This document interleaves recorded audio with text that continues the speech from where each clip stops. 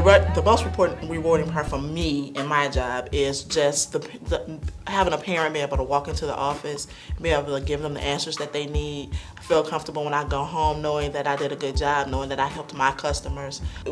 We are at a huge deficit as far as financially in the Cleveland Metropolitan School District. When I was growing up, they always said it took a village to raise a child, and that village is going to have to surround these children and push them up, because without the finances and without the support of the teachers and the staff that we're losing, we're going to lose some children too if we don't figure out some creative ways to lift them up and let them know that they're special, they're worth the education that they need so that they can grow up to be leaders. When I was growing up, I definitely grew up in a household that was unionized. My dad was a UAW worker for 32 years.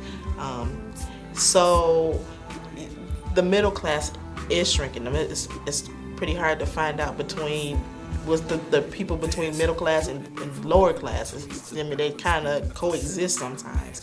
So it's kind of sad because the world is changing around us, and I don't know. I reflect on it, and I don't know. I just shake my head. I always tell my coworkers that you can't complain about it if you don't go do something about it. The union means solidarity. It means that I know that I can go to work every day and know that there's somebody that has my back. So if I have a problem, I know that there's someone that I can call to make sure that I'm doing my job to the best of my ability, and I'm not dealing with any injustices on my job. This thing we call the union is not just something that we pay for every month. It's a way of life, and you will find that the solidarity is an awesome thing to do, or an awesome thing to be a part of. If you're not coming around and finding out what's going on, then you're going to be in the dark. And who wants to walk around in the dark? What gives me hope is to look at my children's faces, because if I don't have hope, then they won't have hope. And I have to let them know that they're my future. They have to take my baton and run with it. And, you know, I look at what's going on in Washington.